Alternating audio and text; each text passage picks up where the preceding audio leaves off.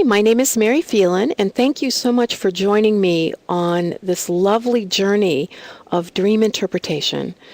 I am the co-host of the long-running metaphysical TV show called Telepathic TV, which broadcasts out of the DC area, and you can watch it online as well. And I have been doing dream interpretation for all of my life, ever since I've been able to perceive dreams, which was actually at a very young age. I remember dreams all the way back from toddlerdom, and I have even documented my dreams since I was about 7, 8, around that area. And I wouldn't say I began by documenting them every night, but it's pretty close to that. I've spent many, many years in a row documenting my dreams every night. I've also researched and studied and taught dream interpretation and done dream interpretations most of my adult life. So I welcome you, and I'm so glad that you could join me tonight as we explore some of the keys to actually becoming a dreamer consciously. And it all begins with being able to get some good sleep. And so as we walk through these slides, I'll explain some things to you. Importance of sleep. We actually live in a culture that is sleep deprived. And it's not just the culture, I think it's the entire species. If you don't see cats running around with cappuccinos or espressos in one hand, a cigarette in the other hand, saying, "Oh my gosh, I've got to catch me a mouse, I've got to do this." They don't deny themselves sleep. If they're tired, every animal will sleep unless there's some duress going on. But what we tend to do is deny ourselves sleep on a regular basis. And it is something that is frowned on, as if we're being lazy if we sleep. And we even do it to ourselves. I hear people all the time say, "I can't believe I've slept 10 hours today," as if they'd done something wrong, and they feel guilty about it. I even worked in an office one time where the workday was already way extended beyond what we were paid for. And then we were starting to be expected to come in on Saturdays, and then it was turning into all day Saturday, and then it was starting to be into Sunday too. And people would brag about how little sleep they got as if it were a badge of honor in some way. So first step is I would like everyone to rethink what you feel about sleep and what things you put ahead of your sleep. Because lack of sleep does so many things to us, it's amazing. As a matter of fact, probably underneath most of the health crisis today in this time frame, you could probably trace it back through a causal path to lack of sleep or not enough sleep. And that a lot of people don't realize that you can actually die from lack of sleep. There is a span of time where if you go without sleep, you will physically die. Because we detox in our sleep, and so it's necessary. A lot of diabetes and weight gain can be attributed to lack of sleep as well. Your blood sugar gets regulated when you are in certain cycles of your sleep, and when you don't get to be in those deep cycles and be able to really do what you need to do physiologically in that cycle, you start having insulin resistance and various things like that. And weight gain is a big issue, not only because of these processes that go on when you sleep that help you to burn fat, but we tend to eat quite a bit more when we're exhausted because our brain is attempting to get more glucose to be able to function. And that makes us grab whatever is sitting next to us and eat. Lack of sleep accelerates aging. It's just a proven fact that it does this. Critical functions happen during sleep, lots of critical functions that I'll tell you a little bit more about in a minute.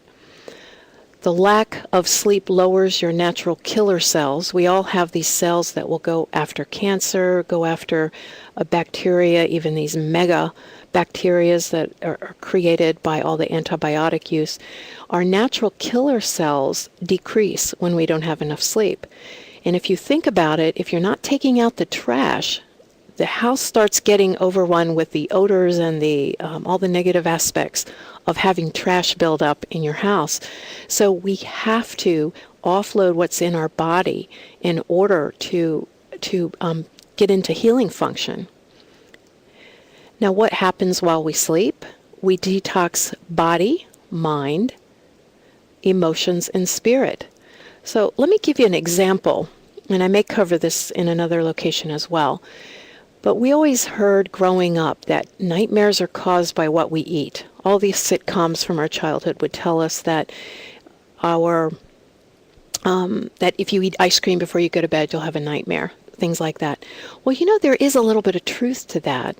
And why that is because when we go to sleep, we are going through critical detox function. If our stomach is full, then our resources are confused. Number one, either it stops digesting altogether, but we don't have a pathway for these toxins and everything to leave our body, or it will choose to digest the food and forego the detoxing. And so what happens is we wake up in the middle of the night, our psyche starts processing these toxins in the form of nightmares, and basically to get the message to us to take care of our bodies in a better way. And we all know that our body, or we may know that our body detoxes, but our mind does as well. And it's not just detoxing, like offloading information that we don't care about or anything like that. It is detoxing in the manner of our problems throughout the day. So it's important to allow our body to do what it needs to do. The brain cell detox is very interesting. When we go to sleep, our brain, the cells in our brain actually shrink a certain percentage. And what happens is then the spinal fluid and the fluid that is around the brain is able to offload toxins and buildup. And we have a lot of things in our environment, in the carbons that are out there that we breathe and everything, that sometimes cross the blood-brain barrier, and this is a beautiful time to cleanse the brain. And if you don't get into a sleep, that's how we get that foggy headedness. And we've all had those nights with no sleep where it's almost like a painful feeling in your head, and I can't describe it, but you guys probably know what I'm talking about. And also, the liver releases the toxins, and our liver is very necessary. It has 500 functions, and our most critical organ, and so it's good to let that release. Now, the kidneys also work better while we are asleep, and it releases fluid. And I'm wondering how many of you have had the issue when you go to sleep that right as you drift off to sleep or a couple hours into it, you have to go to the bathroom. And that seems to get worse as we get older. Well, a lot of that has to do with when you lay down, your kidneys can function better. So the water that had been pooling in your legs can now be released. So something I suggest and I'm going to suggest ways to get better sleep in just a minute, but I might as well say this in case I don't have it on the slide. Something you can do is prop your legs up before you go to bed if you have a big issue with that. And rather than trying to restrict fluids, although you may want to do that, but prop your legs up, and that way you can get rid of some of that extra liquid out of your tissues. Another good thing that I have found in my experience is to drink parsley water. It's where you take fresh parsley, organic if you can, cut it in big pieces, maybe like 2 inches long, washed really well, and fill a coffee cup about halfway, and pour hot water, let it steep, and then drink that, and that's a really good diuretic too. And you'll find that you'll be sleeping more if you do all this earlier on. And of course, we clear the digestive tract. So if there isn't any food in there, or very little, and you don't want to eat so little that you're hungry in the middle of the night, that'll have its own issue. But if it's relatively clear, then the digestive tract can be used for offloading things. And it's a good idea to get to sleep early, in some people's view, because the adrenals and the gallbladder does the lion's share of its detox between the hours of 11 and 1. Now, my own theory with that is maybe that's because of cycles that we have during the day, and if you do certain things later on, maybe your time would be later on in the night too. I don't know. Okay, so if we're getting better sleep, the no sugary snacks, because sugar does increase the metabolism, it increases the heart rate, and it's hard for your mind to be quiet when there's sugar because the brain uses glucose to think. And if you are an active thinker, like I am, I have ideas racing through my head all the time, that's the last thing we need to do is to be feeding it right before we go to sleep. Okay, and then a warm bath is a very good thing. It opens the veins or the capillaries in your legs and blood flows, and it's very soothing and comforting. And letting go of the day. In the dream series, Mapping Your Dreams, that we're going to be talking about a lot of different things, but one of the things in that, either that or in the advanced dreaming, is we're going to talk about techniques of letting go of the day and how to use that in your dreams. But it is so important to let go of the day because it does get carried into your dreams. And when it's in there, it's not that your dream is just a dump of your day and you're reviewing everything. It's just that the messages that are coming through will utilize some of the symbols of the day. And when you clear the day, your dreams become less I'm not going to say less symbolic, but I would say your symbolism is much easier to see if it's not camouflaged in things going on during your day, and you can get to clear messages. So I'm introducing just a little bit about EFT, which is Emotional Freedom Technique. It's something I've done for many years with people and seen many miracles with this. But I'm going to show you something that is a very good thing to do before you go to bed. And EFT involves tapping on certain meridians. And this is a very simplified version, but yet it's very profound. And it is a matter of just tapping right here on your thymus. And you want to hit the edge of your collarbone at the base of your throat.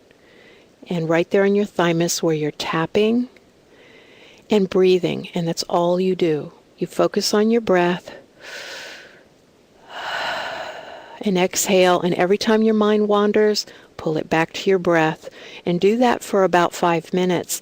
And what you're doing is actually releasing charge from your emotional body, and it will help you to get to sleep and feel safer and more comfortable to really surrender to your sleep. Limit fluid intake, we addressed that earlier. And they have found that if the temperature is under 70, people will stay asleep. If it's over 70, even if you don't know that you're waking up, you come to a more shallow level of sleep. And I have found that too. If I'm hot, it's really difficult for me to sleep. Whereas if I'm on the cooler side, I can definitely sleep better. Consistent bedtimes help. Your body is such a precision clock. How else can we decide we're going to get up at 9 in the morning and we wake up right at 9 o'clock? There's no clock. You're not waking up in the middle of the night, keep checking the clock. We know what time is. And if it's erratic, your body really doesn't know when to start scheduling its processes. And so if you can keep a consistent bedtime, that's really goes a long way for you having a good night's rest.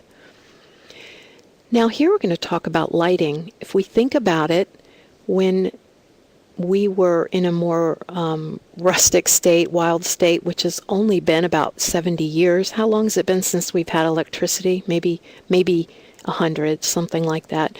Prior to that, people would have candlelight only to see in the dark when they needed to get somewhere. But other than that, they went to sleep when it was dark and they woke up when it was light. And our whole body has evolved with that. And it's only been since we've gotten electric lights that we've been having this insomnia problem. So one of the suggestions is to gradually lower light. We have these bright blaring lights that are focused on us, but if we gradually turn down the light, like I love candles, I make candles, and I have for many years, and I have crystal lamps and Christmas lights and things like that. And what I used to do is when I came home, I would turn off the lamps after I did what I had to do and just put that low lighting on. And you'll find that your whole metabolism starts becoming relaxed. And then as you go to bed, decrease the light a little more till you just have maybe a very soft lamp as the final thing, and then turn out the lights altogether. And you'll find that it won't be this blaring reality slam into the dream time. And the reason I feel this is so important, apart from the physical benefits from this, is that when you go into dream interpretation, and in the dream series, should you decide to participate with me on that, we go into lots of techniques to help pull the dreams into reality. And so having a nice positive, helpful sleeping practice is going to go a long way for you as a dreamer as well. And darkness. I was saying earlier that we evolved being in complete darkness. We didn't have a street light outside or headlights from cars going in. And some people really have trouble staying asleep because of low melatonin. And what happens when we are in complete darkness is the serotonin gets converted to melatonin, and melatonin keeps us asleep, and it keeps us from acting out on our dreams. If you think about it, when we dream that we're running around, what's stopping our body from getting up and thinking that we're actually running around? And that is the melatonin and various other chemicals and processes that paralyze the body, so to speak, while you are in the dream state so that you can actively participate in that. When we don't have enough darkness in our life, it starts a whole cascade, beginning with our pineal gland, which governs our circadian rhythm. Our pineal gland has color receptors and a lens, and it sees and it knows levels of light, even when our eyes are closed. So if you can sleep in complete darkness, if you're having trouble sleeping, if you're not, maybe it doesn't bother you as much. And if you have one of those eye pillows, you can get them, Tempur-Pedic had one that I used to use that was very good, but you can put curtains on your windows that are very light dampening as well. Let yourself have some darkness. Computer screens right before bed also serve to activate the pineal gland, get it agitated, activated. So maybe decide that computers are something you don't do after a certain time every night. Alarm clocks and lighting. I had heard about an alarm clock that has a light on it, that in the morning it gradually shines a light and starts a very low tone and this light. So even when your eyes are closed, you perceive the light in the dark in the room. So that lets you know that morning is coming. And that's especially important for people that do shift work, to have something like that. And of course, meditation is good for everything, but it is especially good for sleep. I call meditation the H bar. So if you think of the letter H, if we see waking reality as one of the poles, sleeping reality as the other, well, meditation is the bridge between. And you can get so many things to start working in your life if you meditate, but sleep, I think, is one of the most critical things. What you are doing is you are connecting the wake time to the dream time, and this is a basic structure that you really could benefit greatly for having in place before you start becoming a conscious dreamer and really getting into the dream time and learning how to interact with it. So maybe spiritual reading before bed that also calms, it expands the mind, it gets you out of the day-to-day stress and into expansion rather than contraction, or having just some quiet time where you're just looking into those beautiful candlelight or whatever you may have going on. And a meditation. As a matter of fact, I have a podcast called Meditation Break on iTunes.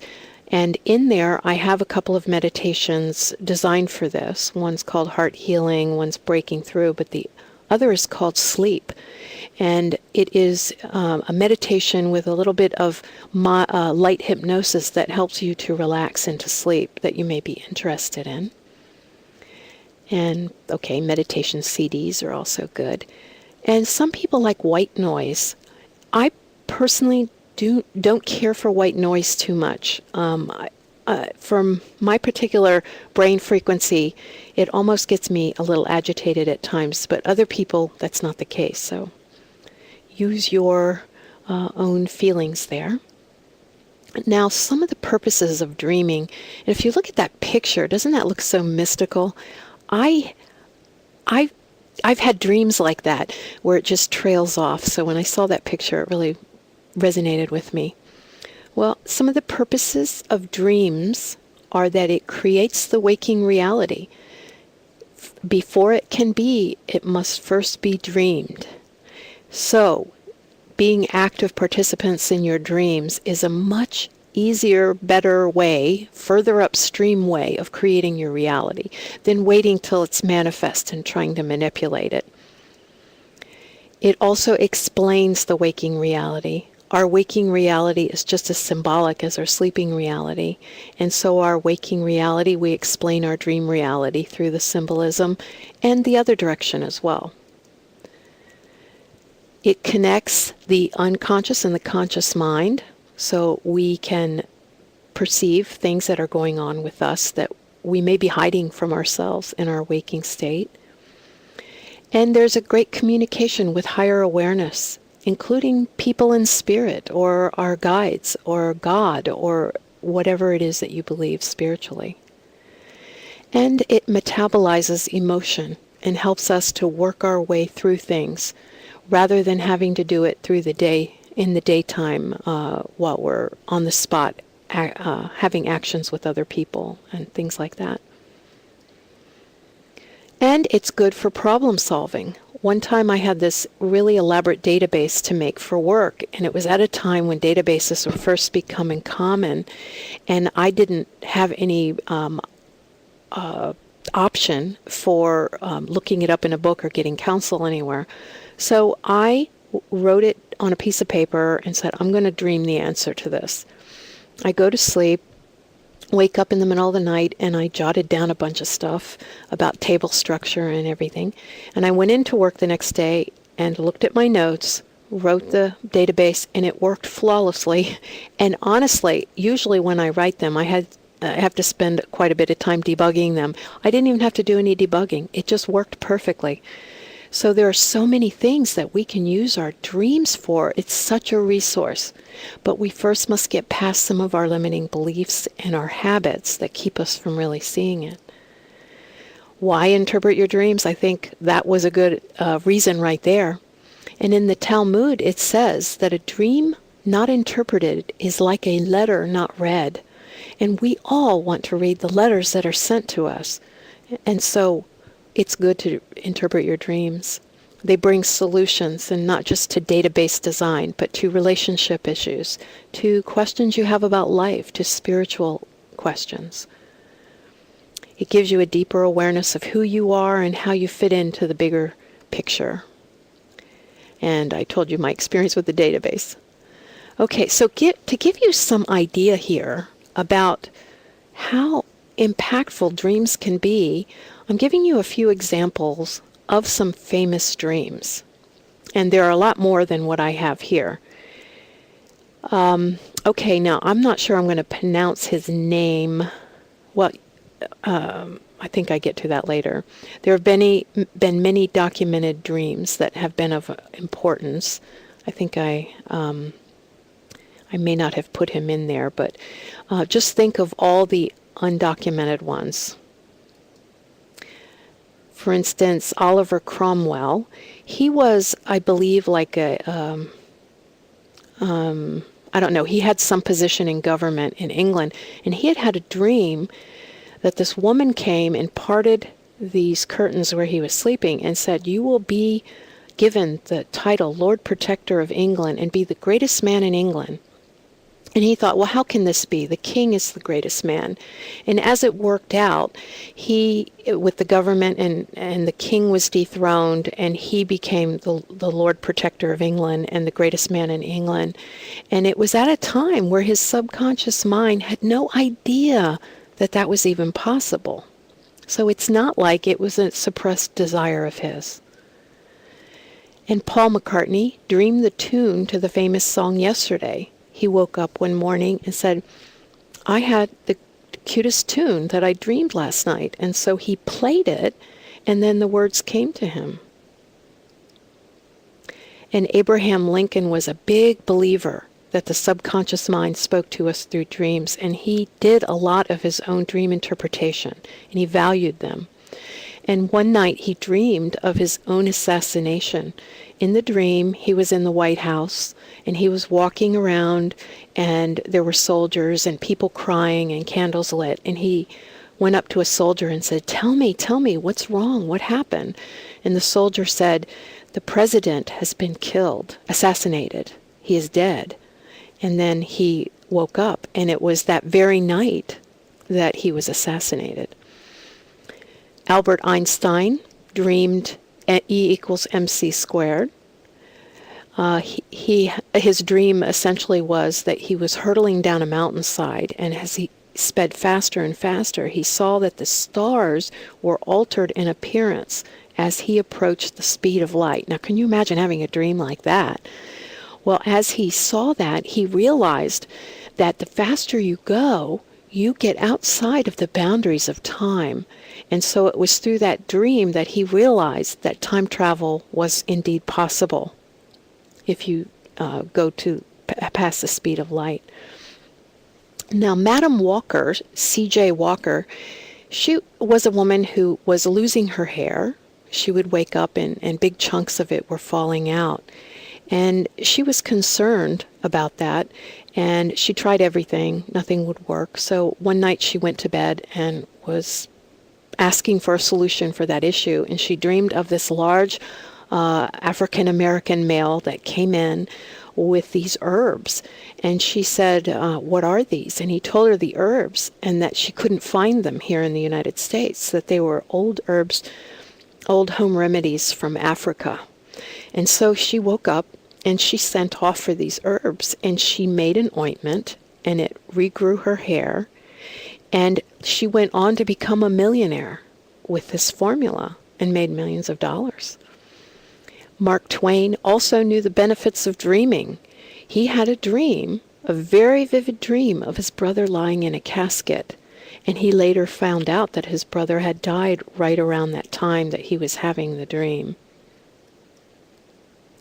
Now, before we get on to the next thing, there are so many cases. That first Kerkule, I think his name is, who dreamed of the benzene ring. There have been many scientific discoveries that are now basic fundamental knowledge that our world rests upon right now, that is all gained from a dream. And if we look back at Edgar Cayce, he used to sleep, and he's known as the dreaming prophet, and he would come back with lots of different information, and he would sleep with books around him. Well, my sister and I, when we were growing up, we knew that if we slept with books, and this was long before I heard of Edgar Cayce, but we knew if we slept with books that we would learn from them. And so my sister one time was taking a pharmacology exam. She was studying to be a nurse, and she hadn't read the textbook. She was also a mother of 4 at the same time, so you can imagine she was pretty busy.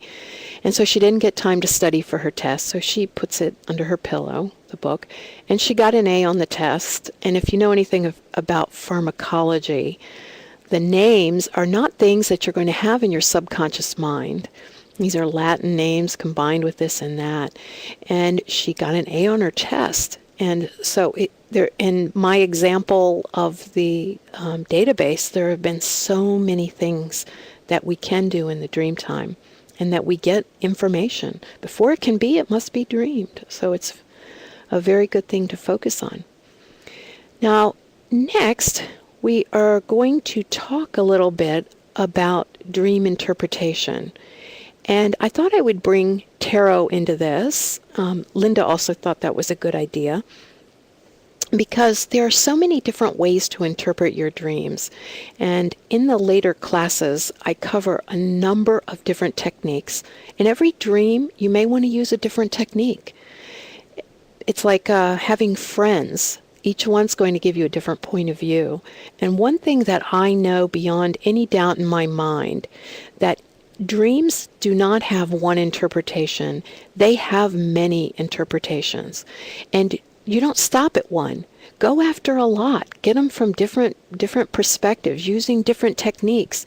And I have found that you can take one dream and use a bunch of different techniques on it, and eventually, through interpretation, it's like you can find everything about a person or yourself just by analyzing one dream to its fullest. And so there are so many different techniques. So tarot for dream interpretation. And in a bit, I have a couple of dreams from people who sent them in, and I did pull cards, so I might go into a little bit more detail when I actually have an example to give you. So just as a basic tool, you can use it for dream interpretation. And first, just summarize your dream. And in the dream interpretation class, we go into techniques on how to do a really good summary of the dream. And then look at what are the main elements in that summary. What is the location telling you about the subject of the dream? Select a card for each of the main actions. And you don't have to do all these, you can just pick one. If the actions in the dream make sense to you, or if the location makes sense to you, then don't draw a card for that. But use it when you feel stumped for significant objects. Like there was, I don't have my deck right here. I changed computers, as you guys know, and I had everything laid out there so beautifully. But pulling a card will give you a lot of information about that. And I have some good examples. So why don't we move on to interpret our first dream? And this is a dream who, there are two, and one person said, I may use their name, and the other person asked me not to use their name. So you probably know who you are, and so I won't say your name since that's not what you would prefer. So I'm going to start by reading the dream. And I did a short little interpretation just so that I could get more concise to the point for this presentation. And then I also pulled a couple of cards. So I would like to share both of those with you. So first, the dream goes like this. I was in an elevator with a man and a woman, and we decided that we would take the stairs instead. The building was like a large auditorium or theater, and the stairs were difficult to get to, as we had to swing around a pole and drop down to the stairs. I had on a lace skirt that was snagging on things, but eventually managed to swing around the pole onto the stairs safely. When I was eventually on the stairs, the lady I was with noticed that I had small pieces of barbed wire attached to my skirt. So I guess I'll just jump right in. Now, if we look at the location, which is usually very important to understand what that means, because that's going to give you an idea a little bit about the theme or the subject of the dream. Often, large auditoriums or theaters can be us out there in the world where we're being viewed, or maybe even being judged. We're being seen, that's for sure, in those large auditoriums or theaters, depending on where we are in it. It can also represent authority. I pulled a card out of the traditional Rider-Waite deck for what does the auditorium represent for you. And it said authority, being in a position of authority. So let's just say, if we reread that, I was in an elevator with a man and a woman, and we decided to take the stairs instead. The building was like my authority, and the stairs were difficult to get to as we had to swing around the pole and drop down. So maybe it's about your own authority. Now, the idea of the elevator, to me, elevators represent quick change. And there's not really a lot of deviation. They go up and down, more or less. So the the elevator can also represent, like ascending up to a higher vibration or going down. And the stairs are a slower version of the elevator, and you must take them one at a time. So maybe that's an understanding, or rather than just doing something like in the elevator, you want to take your time and understand it. But doing that can put you in a position of being judged. So it's hard to get to an understanding because you may be worried about that.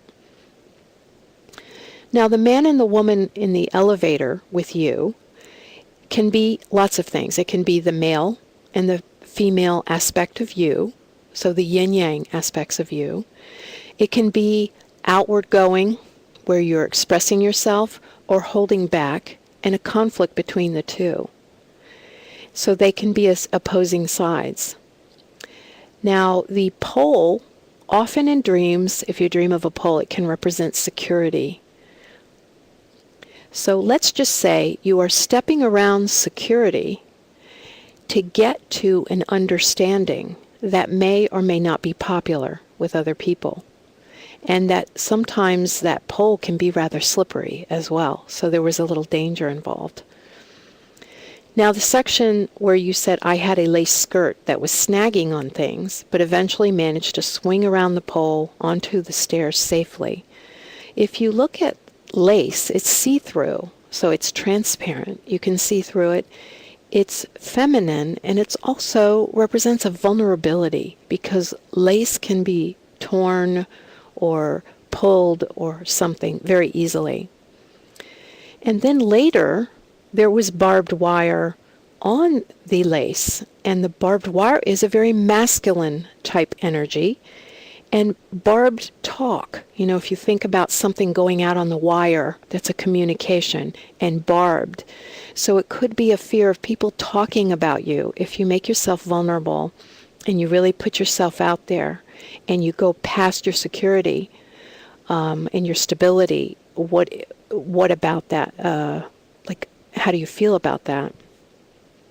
So it could be torn about whether to stand up for something or to speak or to go after a goal or an aspiration. And then the bottom part where you said, when I was eventually on the stairs, the lady I was with noticed that I had very large pieces of barbed wire attached to my skirt. Perhaps that is a judgment from a woman, perhaps, or it doesn't have to be because that's a very masculine thing with the barbed wire. Judgment of your choices. Maybe you're judging your choices, making it in a man's world, or judgment about taking a path that's off the beaten path.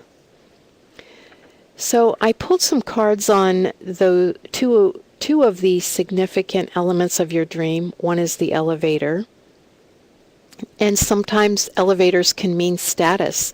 And the card I pulled for you is out of my deck, Inner Wisdom. And for the elevator, I pulled Personal Best, which I know the lighting is a little odd here. And it shows a person up on a hill.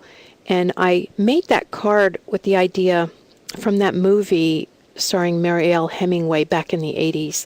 And it was called Personal Best. And she was a runner. And she really didn't like the competition in her life. The running, that's the part she didn't like. She loved the running. She didn't like the competition.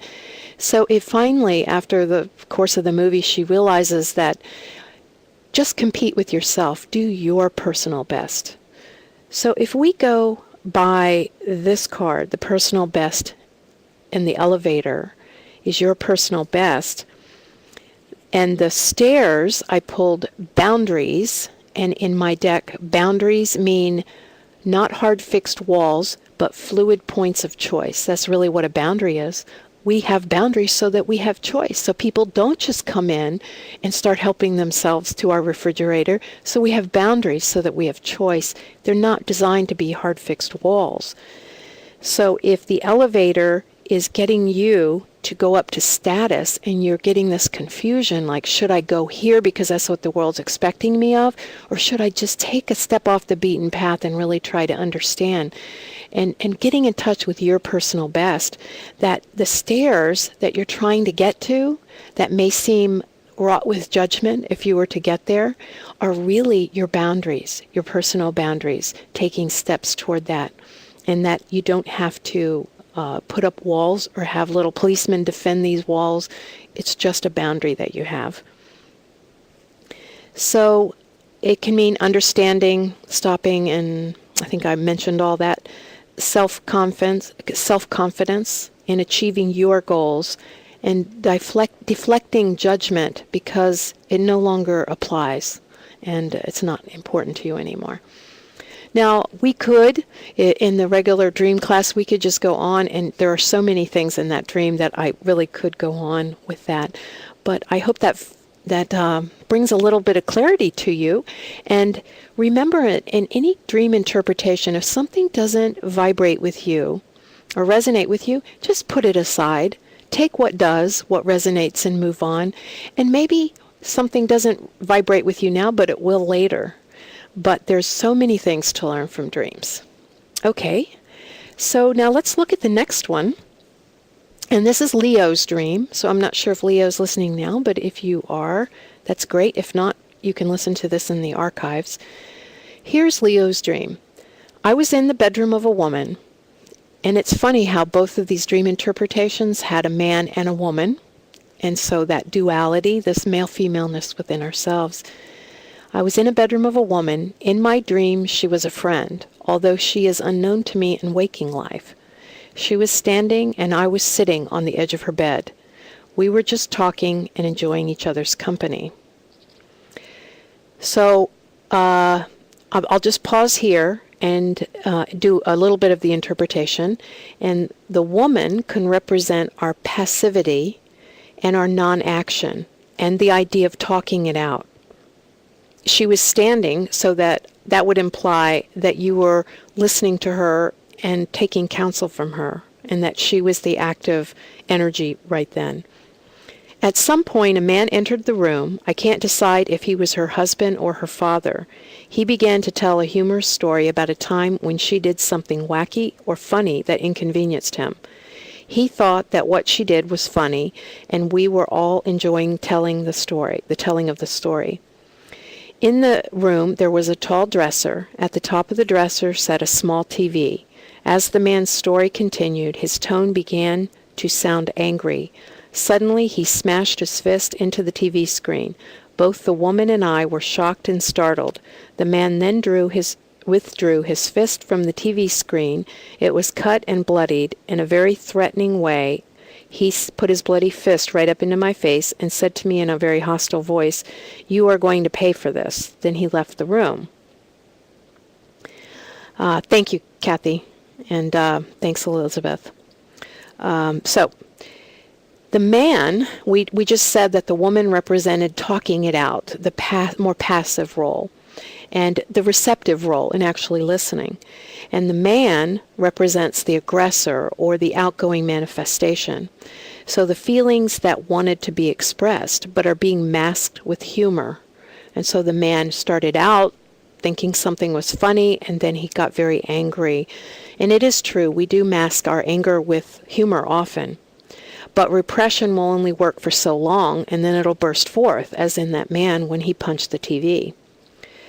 Now, the dresser can often represent aspects of yourself that are hidden from you or that you're not expressing in the outward life. And the TV is an expression of these things. So you've got the dresser there, the TV is on top. The man is angry at the expression of hidden things, and so he punches it.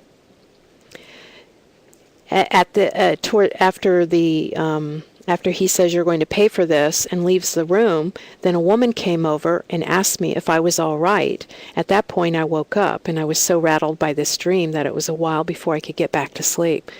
Well, the woman coming over to ask if you're all right is coming over to nurture you. But a broken TV, and it's all your fault, can talk about feeling guilty about your feelings, and that you're afraid your feelings will break things, will break a communication with yourself or others. It can also mean to look at things from another angle. A broken TV can. So the woman comes over telling you to consider yourself, nurture yourself. And you stayed, you didn't say this, but I'm going to assume that you stayed on the bed during this. And if that's the case, I pulled a couple cards. Oh yes, that we didn't get that dream interpretation. So I'll just finish this up and then I'll show you the cards. So handle things with open dialogue rather than repression. And the cards I pulled for you, the two things that stood out were the bed and the bedroom. We addressed the dresser and the TV and the man and the woman and what that may represent. But I pulled a card for the bed, and I got the card called Letting Go. And if you guys wanted to use these cards from my deck, you can go to telepathictv.com, and they're on there along with my other decks. But I got the Letting Go card. So the bed represented letting go. So you were sitting on your decision to let go of something. And the woman came over and said, share your feelings, be honest, talk it out. The man then said, I'm scared of everything falling apart, and I will feel guilty if I break something by my expression. And when I asked what the bedroom represented, I got the card called Traveling, which is a suitcase. So one could interpret that as the bedroom was about baggage, about letting go. The bed is about letting go. The bedroom is about baggage, so it's letting go of baggage so that you can move forward with the traveling. But how do I do that? If I let it go and I say how I feel, if I say it directly as opposed to in humor, that it may get me into trouble. It may inspire violence or a reaction from someone else, or I might break a relationship or a circumstance.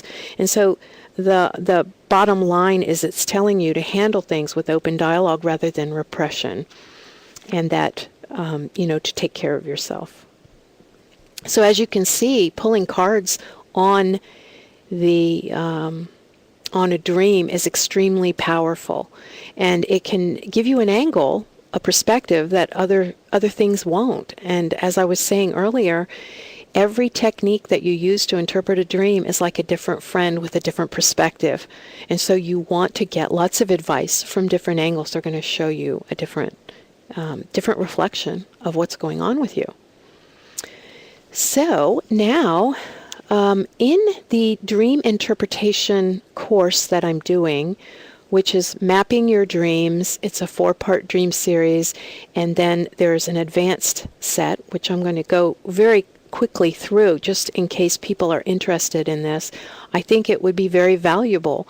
Wouldn't you like to have the keys to yourself? Basically is what this is saying. You can find out everything about yourself through a dream. I have taken one dream of mine, interpret it with many different dream interpretation techniques. I've developed some really groundbreaking ones, and I have some old tried and true ones that I've adapted, and some that were just are just perfect the way they are, and done one dream, and I found out so many things about myself. It was like 25 years on the psychologist's couch, let me tell you. And it gives you remedies, solutions for that. So the first class is called Crossing the Bridge, where we understand our own unique connection to the dream time. Everybody enters it slightly differently. We build tools to get you over the bridge into the dream time and how to pull your dreams back. We also look at the energies in your bedroom. Not many people know that energies under your bed, ley lines, magnetic lines, and various things under your house or under your bedroom can affect how you sleep and how your dreams come to you. And that by merely moving your bed and using crystals and various other things, you can change your room. And in this class, I will do however many I have time for, analysis of people's bedrooms. If you send me a drawing of your room, and I'll show you how to do it yourself with a pendulum, and how to correct things so that you get more of a good entry point into the dream time. In the next class following that, it's a breaking down your dreams. This is where we learn about the structure of dreams, how they are compiled. And basically, there is a grammar to your dreams, and that once you understand it, you can understand the sentence, just like in grammar in our language. And so that breaks it down, and we go into types of dreams and different things like that. In the third class, we go beyond Freud, and we hear your own unique dream language. We go deeply into symbolism as it pertains to you and your life, and you understand some of your own symbolism with that. We then move on into cracking the codes of your dreams, which I offer a lot of dream interpretation techniques in that as well. And in the dream interpretation parts and in the symbolism, it's very interactive. And so we use your dreams rather than me taking these pre-formatted dreams and reusing them in every class. I say, why not let two birds live with one stone and take people's dreams that are in the class, and then everybody gets the benefit of knowing when things connect. Now, after that is a 2-session advanced class if you want to get a certificate for taking dreams, and it's called Dream Alchemy Advanced Techniques. Very powerful set of 2 classes where we start going into the dreams and creating our life. And we also learn how to, the nature of connecting with those in spirit, connecting with our spirit guides, the nature of nightmares, how to redream and redo things in the dream time, lucid dreaming and such. And so to get certification, you simply complete all the dream classes in the series, complete some dream interpretation exercises, take a quiz, and then you receive a certificate. And that is pretty much it. And if you wanted to sign up for that class, you can go to globalspiritualstudies.com, and that's the link, but it's probably just as easy to go in there directly and look under esoteric practices and dream work to mapping your dreams. And if you wanted to use any of the cards to help you in your dream interpretation, that's my website, www.telepathictv.com. You can also see episodes of the show. And I am in the midst of working on a very interesting dream deck, so I'll keep everybody posted on that.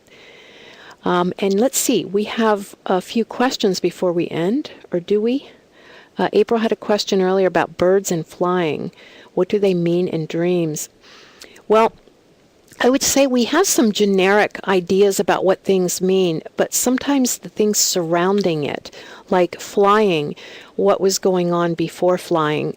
But I think that flying really is a transcendent type thing. It can represent getting out of the muck and mire of everyday life, and that it's about finding our power and ascending and rising above things. So let's just say, for instance, the flying was you were in this high building and you flew down and landed on the ground. Then that could be talking about taking an idea from a concept from idea and making it grounded. If you were on the ground and you fly, maybe it's saying get out of this microcosm of a reality and look at the bigger picture on things. It's flying without. Okay, and birds really often when they appear in dreams, and we're going to be talking in the advanced dreaming class about spirit guides, dream guides, animal guides, and such. But birds in dreams are often bringing telepathic or psychic information or communication from spirit to you, depending on the bird and everything. So flying with wings and without wings.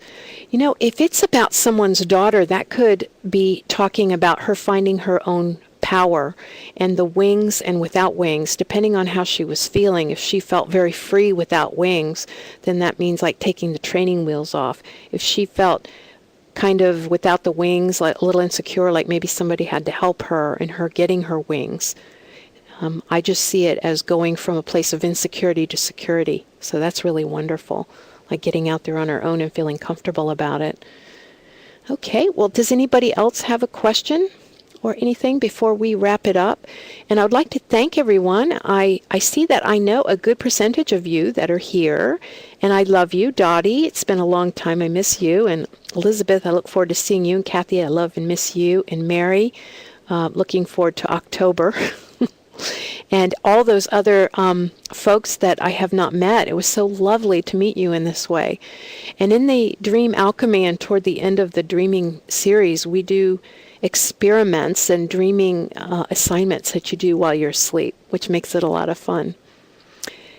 Okay, well, I guess that's it then, since there's no more questions, and we're probably about at our hour, seeing though that we retape that. Okay, let's see. My question is, I'd like to know what's meaning involved a toilet within the dream. I could be visiting or going on a bus, and there is a toilet on the bus. Okay, so we'll just answer these last ones real quick. Toilets can mean a lot of things. It basically is an elimination of things to let go of.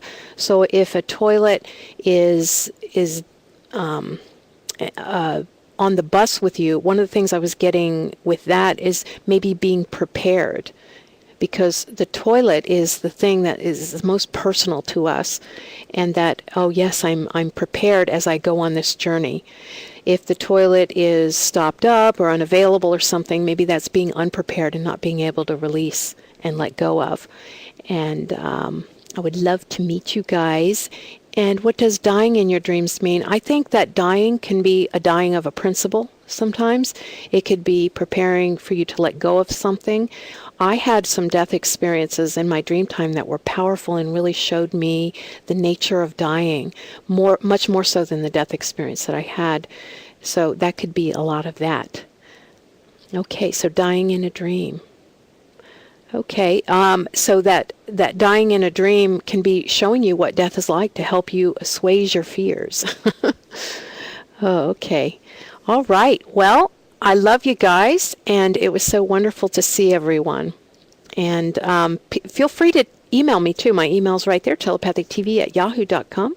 And thanks, Linda. I guess you will be ending the session. And thanks, you guys, for joining me.